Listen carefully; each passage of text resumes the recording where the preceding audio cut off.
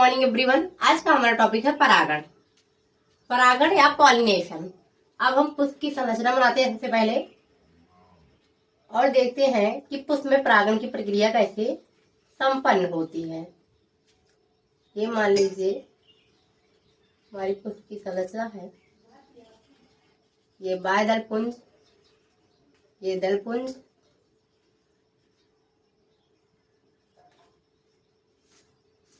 ये यहाँ से उमंग निकले हुए हैं।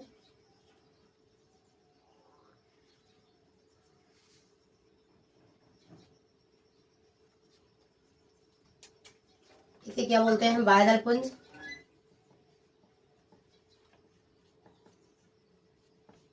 दलपुंज,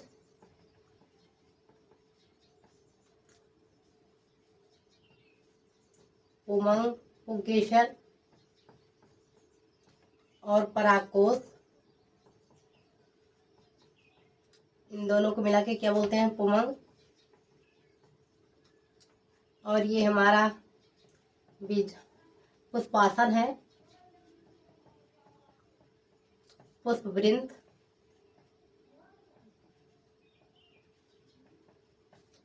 वर्तिकाग्र,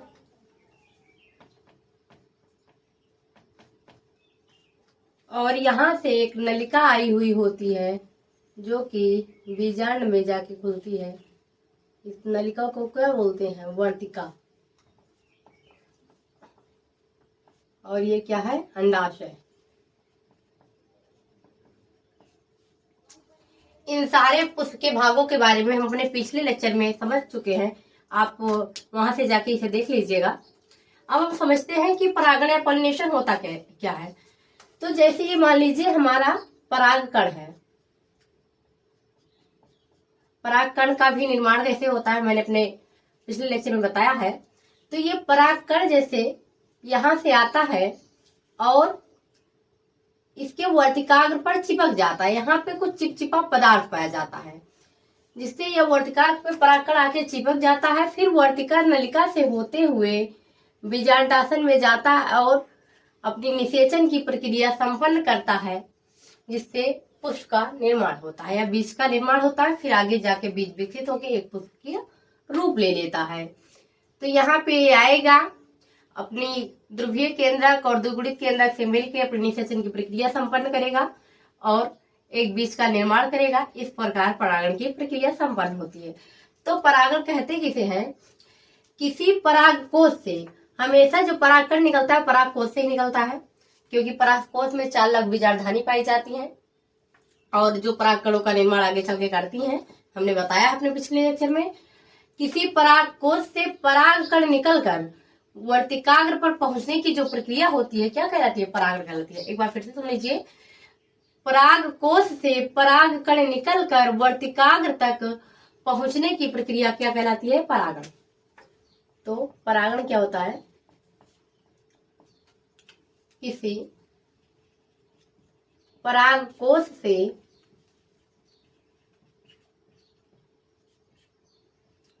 परागकण निकलकर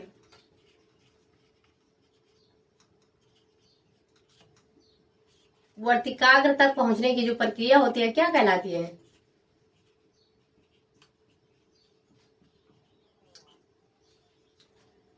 परागण कहलाती है।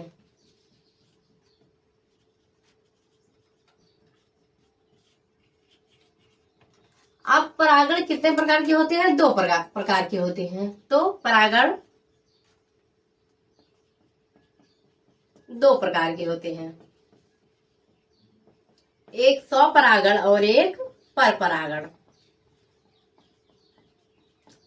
अब स्वपरागण क्या होता है? किसी परागकोश से परागकण निकलकर उसी पुष्प के वर्तिकाग्र तक पहुंचने की प्रक्रिया को स्वपरागण कहते हैं। मान लीजिए एक पुष्प का पौधा है, मान लीजिए जो है गेंदे का पौधा है, उसमें 10-12 पुष्प हैं। उसमें से एक पुष्प से परागकण निकला और उसी गेंदे के पौधे के दूसरे पुष्पों तक पहुंच गया। एक ही पौधा है और उसमें कई फूल है, तो दूसरे पुष्पों तक पहुंचने की जो प्रक्रिया होती है वो क्या कहलाती है? परागण कहलाती है, स्वपरागण कहलाती है। लेकिन इसमें क्या होता है कि उसी पुष्प में पहुंचेगी, ना कि जो आसपास के बगीचे में अन्य पुष्प लगाए गए हैं उनमें नहीं जाएंगे। तो क्या होता है, किसी परागकोश से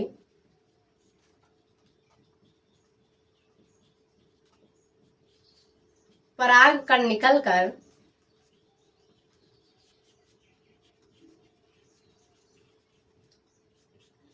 उसी पुष्प के, उसी पौधे के पुष्प के वर्तिकाग्र तक पहुंचने की प्रक्रिया को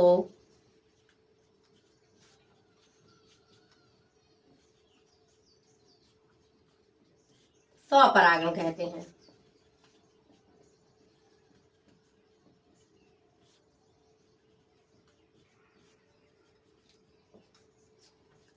जैसे वही पुष्प के पहुंचेगा, उसी पौधे के पुष्प में पहुंचेगा, एक पुष्प से निकला उसी पौधे के दूसरे पुष्प में पहुंचकर परागण की जब प्रक्रिया संपन्न करेगा उसी को क्या कहते हैं? स्वपरागण कहते हैं। अब दूसरा हमारा है परपरागण। इसका बिल्कुल विपरीत है परपरागण।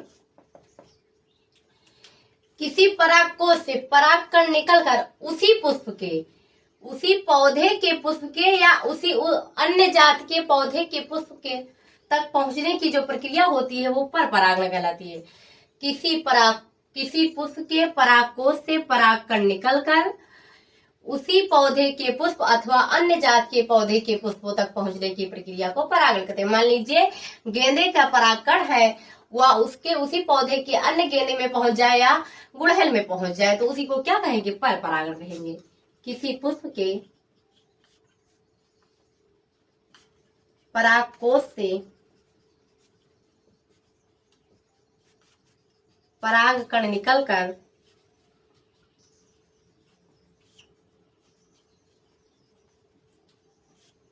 उसी पौधे के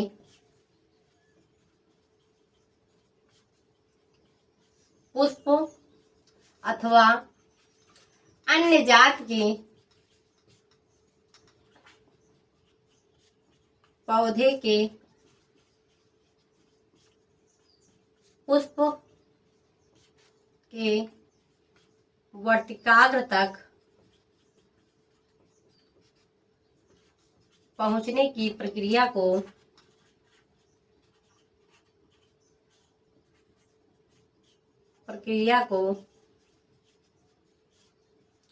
परपरागण कहते हैं।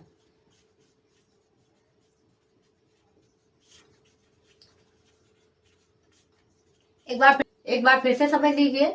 जो स्वपरागण होता है, मान लीजिए गेंदा का पुष्प है, एक पुष्प में ढेर सारे पुष्प, एक पौधे के ढेर सारे पुष्प लगे रहते हैं, हम लोग जानते हैं। तो एक पुष्प से परागकण निकला और उसी पौधे के अन्य पुष्पों तक पहुंच गया तो उसे स्वपरागण कहेंगे।